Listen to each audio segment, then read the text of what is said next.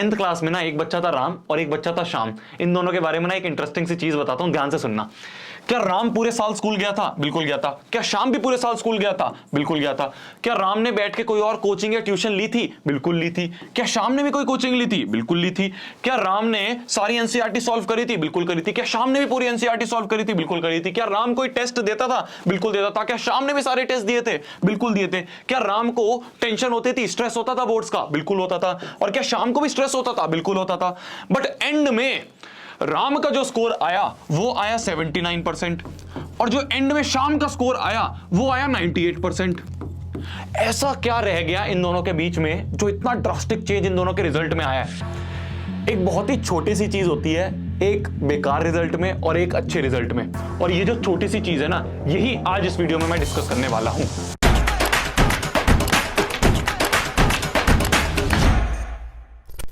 Everyone, this is शोभित निर्वाण और आज की इस वीडियो में मैं बात करने वाला हूं कैसे आप ये जो 10वीं क्लास में एंटर करे हो, इसमें कैसे आप एक बेहतरीन स्कोर लेके आ सकते हो। आपको यार टाइम टेबल की जरूरत है, मैं आपको प्रोवाइड करूंगा। आपको सिलेबस नहीं पता, वो मैं आपको प्रोवाइड करूंगा। आपको ये नहीं पता कि सिलेबस कहां से पढ़ना है, वो मैं आपको बताऊंगा। आपको ये नहीं पता बोर्ड एग्जाम में कैसे लिखते हैं आंसर्स, वो मैं आपको बताऊंगा। आपको रिवीजन कैसे करना है ये नहीं पता, मैं आपको बताऊंगा। आपको ये बोर्ड्स का बहुत डर लग रहा है, वो डर मैं दूर करूंगा। बस शर्त ये रहेगी कि आपको ना मेरे साथ पूरे साल बैठ के रगड़ना पड़ेगा। जो जो चीजें यहां पे बता रही है ना, उसको फॉलो करना पड़ेगा। फिर उसके बाद जो आपने दिमाग में अपना स्कोर बैठा रखा है ना, मैं अज्यूम करूंगा आपके दिमाग में यार 97-98% होगा इस साल के लिए, मिनिमम 95% होगा। होता क्या है कि बच्चों को बिलीव नहीं होता है कि भैया आज तक तो हमारे 80% ही आए थे, 9वीं भी हमारी कुछ खास नहीं गई थी, क्या मैं 10वीं में इतना अच्छा स्कोर ला पाऊंगा? बिल्कुल ला पाओगे। लाखों बच्चे लेके आए और तुम भी ला पाओगे। मेरे को अपना बड़ा भाई समझो, मैं आप सभी को अपना छोटा भाई बहन समझ रहा हूं। जो चीजें यहां पे बताई जा रही है ना, उसको लकीर मान लेनी है। उसके फॉलो करने से लाखों बच्चों के अच्छे रिजल्ट आए हैं और आपके भी आएंगे। शुरुआत करते हैं यार आज की वीडियो की। सबसे पहले मैं आपको अपने बारे में बता देता हूं क्योंकि कुछ बच्चे शायद मेरे को पहली बार देख रहे हो। मेरा नाम है यार शोभित निर्वाण, बच्चे मेरे को प्यार से शोभित भैया बुलाते हैं। और अगर मैं बात करूं तो मेरे 10वीं में 95% आए थे। फिर उसके बाद 11वीं 12वीं में कोटा चला गया था जेई की तैयारी करने के लिए। फिर मैंने जेई क्रैक करा। इस समय मैं Indian institute of information technology Vadodara में हूँ और बीटेक कर रहा हूँ, अपनी 3rd ईयर में हूँ। IT ब्रांच है मेरी। साथ साथ में यार ये चैनल हमने 2019 में शुरू करा था। आप सभी का प्यार रहा, ये चैनल इतना बड़ा हुआ है। और 2019-20 की अगर मैं बात करूं, जो हमारा सबसे पहला साल था चैनल का, उसमें हमारे चैनल से रैंक 2 आई थी ऑल इंडिया क्लास 10 CBSE में। फिर उसके बाद 20-21 में कोरोना की वजह से एग्जाम हुआ नहीं। 21-22 वाले जो बच्चे उनका एग्जाम चल रहा है, तो उनके लिए लगातार बहुत सारी वीडियोस आ रही हैं। 27 अप्रैल से उनका एग्जाम है, आपके जो सीनियर्स हैं। अगला बैच जो है वो आपका बैच है। ये सब मैं क्यों बता रहा हूं आपको? ये सब मैं इसलिए बता रहा हूं क्योंकि ट्रस्ट बहुत जरूरी है। आपको पता होना चाहिए कि सामने वाला जो बंदा है ना, जो आपको यहाँ पे वीडियो में ज्ञान दे रहा है, इसने खुद भी कुछ उखाड़ा है या नहीं उखाड़ा है। तो मैं आपको प्रूफ यहाँ पे दे सकता हूं। जो चीजें यहां पे बताई जा रही हैं, लाखों बच्चों ने उसे इंप्लीमेंट करा है, उनके स्कोर आए हैं। मुझे पता है कैसे आप 10वीं में बहुत अच्छा स्कोर ला सकते हो। वो एक्सपीरियंसेस मैं आप सभी के साथ शेयर करूंगा। एक भी सेकंड इस वीडियो का स्किप मत करना। अगले 10 से 15 मिनट आपके आने वाले कुछ दिन, हफ्ते, महीने, पूरा साल बचा सकते हैं, इस बात की मैं गारंटी देता हूं। शुरुआत करते हैं यार वीडियो की। सबसे पहले अगर मैं बात करूं तो बिल्कुल बेसिक से शुरू करेंगे, ठीक है? मैं आपको प्यार प्यार से पूरे 10वीं में जो रोड मैप होता है ना टॉप लाने का, वो मैं आपको बताऊंगा। तो अगर मैं बात करूं तो यार 9वीं और 10वीं में मेन डिफरेंस क्या है? 9th में जो आपके एग्जाम होते हैं वो आपके स्कूल में एग्जाम होते हैं, ठीक है? जो आपके स्कूल टीचर होती हैं, मैडम या जो भी सर होते हैं, वो आपको एक कॉपी बनवाते हैं। उस कॉपी में वो कुछ क्वेश्चंस और कुछ आंसर लिखवा देते हैं।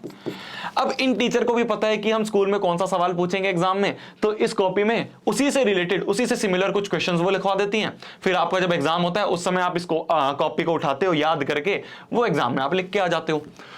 10वीं में क्या चीज होती है अंतर? 10वीं में यह होता है कि आपका जो एग्जाम है, पहली चीज वो आपके स्कूल से बाहर होगा। आपका एक प्यारा सा सेंटर लगेगा, आपको दूसरे स्कूल में जाके एग्जाम लिख के आना पड़ेगा। बोर्ड ना यार इतना बड़ा बस हवा बना रखा है, इतनी बड़ी हाइप बना रखी है, कुछ नहीं होती। मैं बताऊंगा कैसे क्रैक करना है। तो पहली चीज तो आपको बाहर जाके एग्जाम देना होगा। दूसरी चीज, जो पेपर होगा वो भी बाहर से बनेगा। मतलब कि पूरा का पूरा स्कूल से कंट्रोल आपका हट जाता है। तो आपको इस समय ना बैठ के थोड़ा सा अलग तरीके से पढ़ना होगा। वो भैया क्या अलग तरीका है वो मैं आपको बताता हूं। मेन जो प्रूवन बेस्ट तरीके हैं, लोग आपको यार 100 तरीके बता देंगे, यूट्यूब पे बहुत ज्ञानी बैठे हुए हैं, पर जो प्रूवन तरीका है जिससे लाखों बच्चों के आए हैं, वो मैं आपको बताने वाला हूं।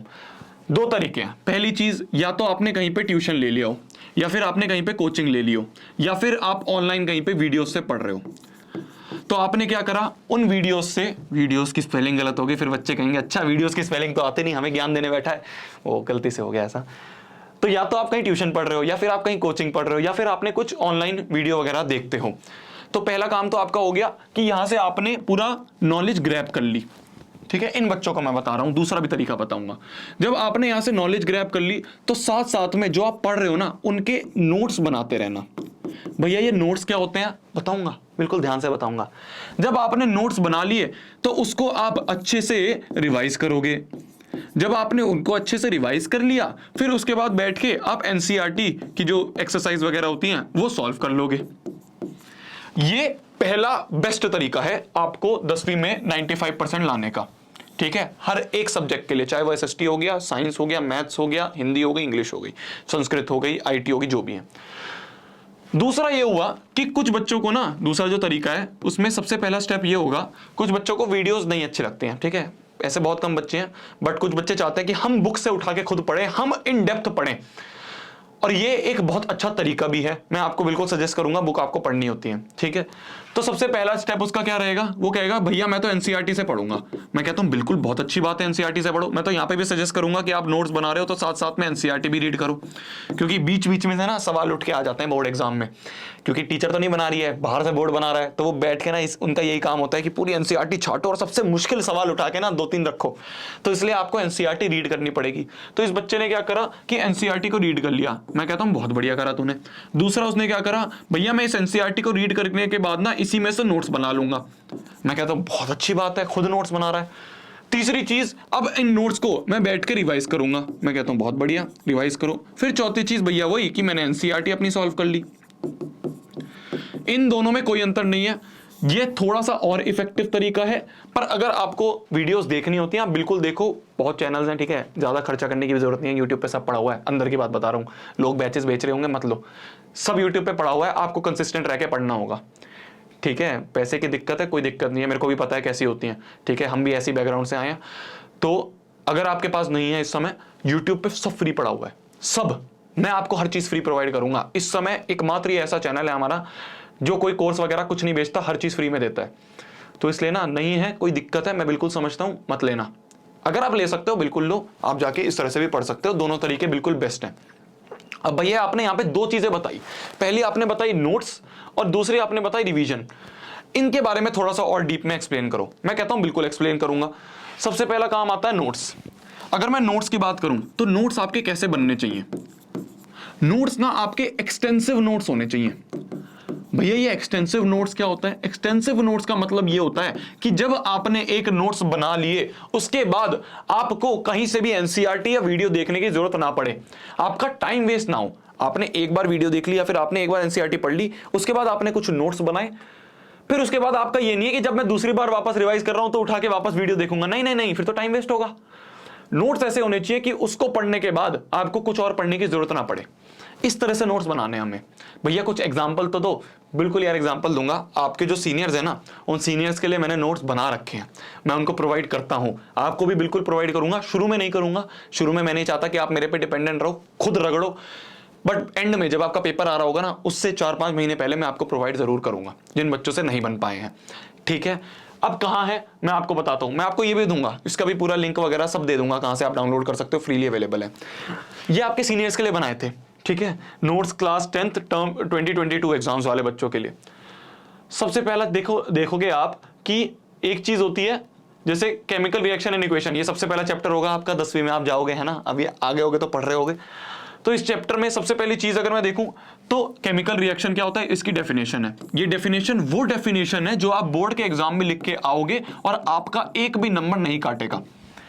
इस तरह से नोट्स बनाने हैं कि आपने एनसीईआरटी पढ़ी, उसमें से जो बेस्ट डेफिनेशन है वो उठा के आपने अपने नोट्स में लिख दी, फिर आपको एनसीईआरटी पढ़ने की जरूरत नहीं है। फिर उसके बाद केमिकल रिएक्शन की केमिकल इक्वेशन इस तरह से आपने बना दिया, तो हर एक चीज आपने लिखी है, ठीक है। कुछ कुछ यहाँ पे आपने सवाल लिख दिए, अगर मैं नीचे बात करूं आपसे तो आपने यहाँ पे कुछ कुछ सवाल लिख दिए। ये वो सवाल हैं जो कि कॉन्सेप्ट बेस्ड सवाल हैं, ये मैंने आपको नोट्स में प्रोवाइड कर रखा है।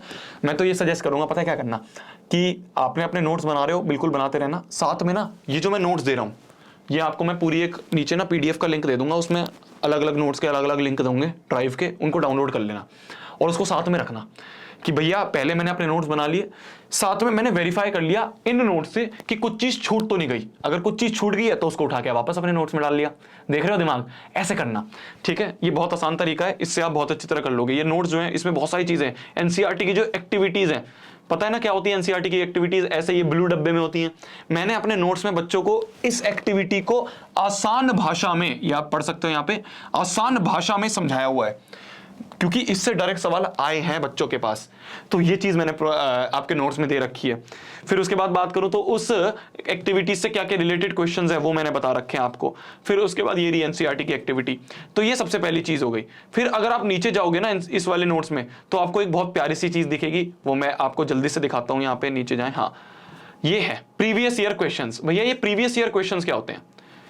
प्रीवियस ईयर क्वेश्चन मतलब कि देखो, जो आपका बोर्ड का एग्जाम होता है, ठीक है, जो आपके बोर्ड के एग्जाम होते हैं वो आपसे, आप तो जो 2022 2023 वाले बैच हो, तो आपसे पहले जो 21-22 वाला बैच है, फिर उसके बाद जो आपका 20-21 वाला बैच है, जो आपका फिर उसके बाद 19-20 वाला बैच है, तो इनके जो एग्जाम हुए हैं, उन एग्जाम के जो क्वेश्चंस होते हैं, उन एग्जाम के जो क्वेश्चंस होते हैं उन्हें हम प्रीवियस ईयर क्वेश्चंस कहते हैं, PYQs कहता हूं मैं उसे प्यार से।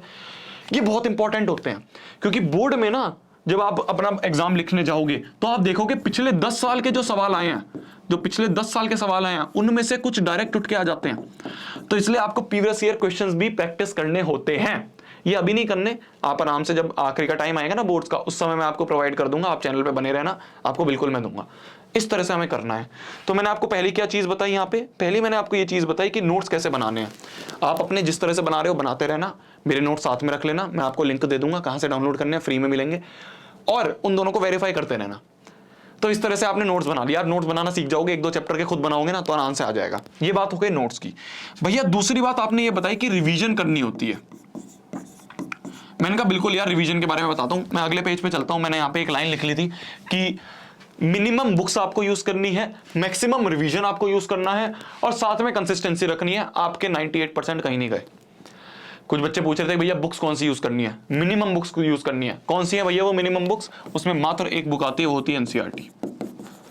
आपका दोस्त RD शर्मा कर रहा है, आपका दोस्त RS अग्रवाल कर रहा है, आपके दोस्त ने ये वाली फलाना बुक लिया, ये वाली फलाना बुक लिया, कुछ मत लेना।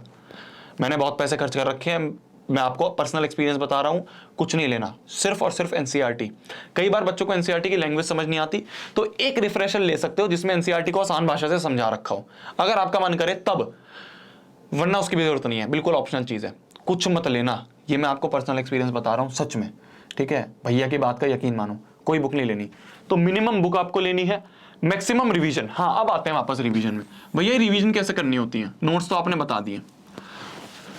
मान लो आपने नोट्स बना लिए, ठीक है।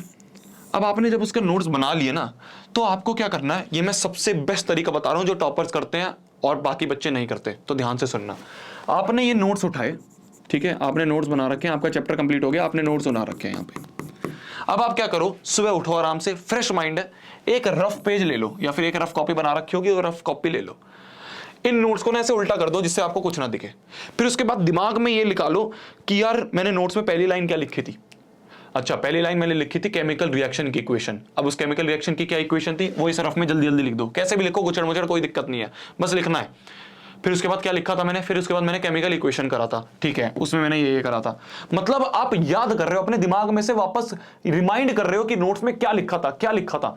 इससे ना आप एक बहुत बड़ी चीज सीखोगे जो बच्चे 11वीं 12वीं जेई तक भी नहीं सीख पाते, ठीक है। इसको कहते हैं माइंड से रिट्रीव करना। आप इंफॉर्मेशन निकाल रहे हो। बच्चे रिवाइज कैसे करते हैं कि भैया मैंने उठाए नोट्स और नोट्स उठा के ऐसे पढ़ना शुरू कर दिया, ये मेरी रिवीजन है। ऐसे नहीं होती रिवीजन। टॉपर्स कैसे रिवीजन करते हैं? टॉपर्स क्या करते हैं कि नोट्स उठाए, उसको उल्टा कर दिया, एक रफ पेज लिया, सोचा क्या लिखा था नोट्स में। पहली डेफिनेशन थी केमिकल रिएक्शन, दूसरी केमिकल इक्वेशन, तीसरी उसमें एक सवाल था, वो सवाल ऐसे सॉल्व होता है। ये होता है रिवीजन करने का बेस्ट तरीका। समझ में आ रही है मेरी बात? ये मैंने दूसरी बात आपको बताई कैसे रिवीजन करना होता है। सवाल आप जब करोगे तो आपको कोई इंपॉर्टेंट सवाल लग रहा है एनसीईआरटी में, या फिर अगर आपने मान लो कोई बुक ले भी ली मेरे बिना मना करे, तब क्या करो, कुछ सवाल आपको इंपॉर्टेंट लग रहा है, उस सवाल को क्या करो, स्टार मार्क कर दो, कि जब बाद में आप वापस उस चैप्टर को उठाओ तो आपको याद रहे ठीक है, बच्चों को क्या होता है कि हम चैप्टर कर तो लेते हैं भैया, फिर उसके बाद हमें याद ही नहीं रहता कि उस चैप्टर में क्या था। वो इसलिए नहीं होता क्योंकि उस समय हमने अच्छी तरह नहीं करा था। इस तरह से नोट्स बनाओगे, रिवाइज करोगे, अच्छे से याद रहेगा। तीसरी बात आती है भैया, आपने बात करी कंसिस्टेंसी की। ये क्या बला है, ये कैसे करनी होती है? कंसिस्टेंसी का मात्र एक सॉल्यूशन है, उसे हम कहते हैं टाइम टेबल। अच्छा भैया, वही टाइम टेबल कि 9 बजे उठो, ब्रश करो, फिर 9 से 9:30 बैठ के आपका ब्रेकफास्ट करो, फिर 9:30 से लेके 1 बजे तक या 2 बजे तक आप स्कूल जाओ, फिर ये करो, फिर ये करो? नहीं, ये कुछ नहीं होता। ऐसा कभी मत बनाना, जिंदगी में किसी का नहीं फॉलो हुआ है, ना मेरा हुआ है, ना किसी बच्चे का हुआ है।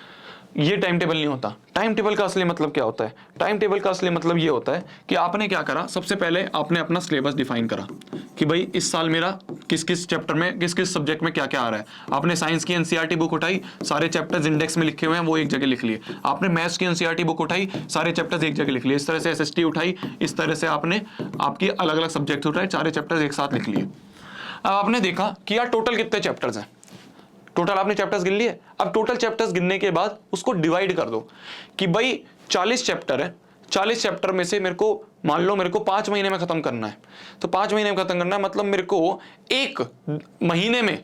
तो सबसे पहले आपने क्या करा, सबसे पहले आपने देखा कि 40 चैप्टर है, 5 महीने हैं, 5 मंथ्स है, ठीक है। तो 1 मंथ में मेरे को कितना करना पड़ेगा, 40/5, मतलब 8 चैप्टर्स, 5 8 40 मेरे को आता है, ठीक है। तो 8 चैप्टर्स आपको क्या करना पड़ेगा, 1 मंथ में करने होंगे, 1 मंथ में 8 चैप्टर्स। तो आपने ईयरली से मंथली में आ गए। अब मंथली से आओ किसमें, हफ्तों में, कि भाई अब मैं 1 वीक में कितने करूंगा।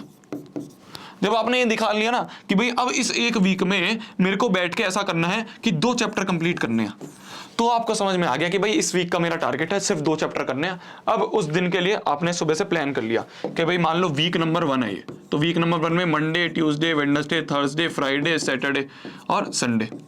तो आपने क्या करा, 2 स्लॉट बना लिए कि भाई 2 घंटे और 1.5 घंटे, इस तरह से 2 स्लॉट बना लिए। 3.5 घंटे शुरू से पढ़ रहे हो, बहुत है। 1 चैप्टर साइंस का उठा लिया, 1 चैप्टर एसएसटी का उठा लिया, फिर एक दिन 1 चैप्टर साइंस का उठा लिया, 1 चैप्टर हिंदी का उठा लिया, 1 चैप्टर मैंने मैथ्स का उठा लिया, 1 चैप्टर मैंने इंग्लिश का उठा लिया। इस तरह से एक दिन में 2-2 चैप्टर उठाओ। कभी भी एक दिन में पूरा चैप्टर मत पढ़ना, पूरा एक ही सब्जेक्ट मत पढ़ना, एग्जॉस्ट हो जाओगे। 2 सब्जेक्ट उठाओ, एक छोटा सब्जेक्ट, एक थोड़ा सा बड़ा सब्जेक्ट, एक बड़ा सब्जेक्ट, एक थोड़ा सा छोटा सब्जेक्ट। इस तरह से आपको 1 वीक में बैठ के 2 चैप्टर करने हैं। ये मैं जस्ट आपको एग्जांपल दे रहा हूं, आप अपना पूरा बैठ के एक इंडेक्स बनाओगे ना, जब आप लिखोगे तो आप कैलकुलेशन कर पाओगे कि भाई इतने चैप्टर इतने मंथ में करने हैं, मतलब 1 मंथ में इतने चैप्टर करने हैं, मतलब कि 1 हफ्ते में इतने चैप्टर करने हैं। अब 1 हफ्ते का ऐसे बना लिया हमने प्लान।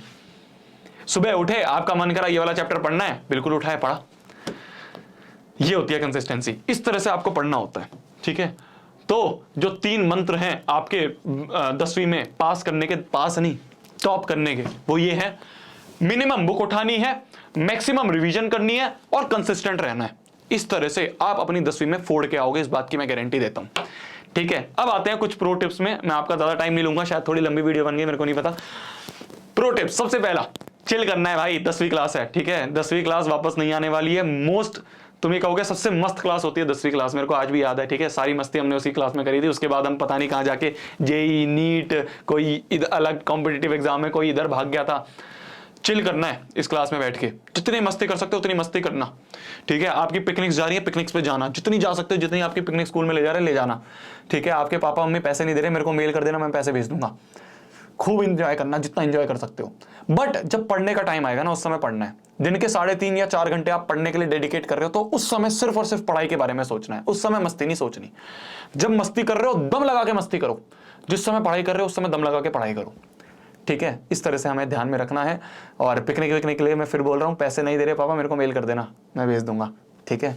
आगे मैं बात करूं तो कोई भी यार जो टेस्ट वगैरह होते हैं ना, प्री बोर्ड्स हो गए, टेस्ट हो गए, इनको स्किप मत करना। ये मैं आपको एज अ बड़ा भाई सजेशन दे रहा हूं, क्योंकि इसी से हमारी प्रैक्टिस होती है, ठीक है। ये आपका फाइनल रणभूमि नहीं है, ये आपकी शुरू की कुछ तलवार चलाने की सीख रहे हो आप, कि भाई मैं कैसे जाके रणभूमि, जो आपका 10वीं का बोर्ड का एग्जाम है उसमें कैसे मैं लड़ूंगा, उसके लिए आप तलवार चलाना जो है ना, वो यहां से सीखोगे।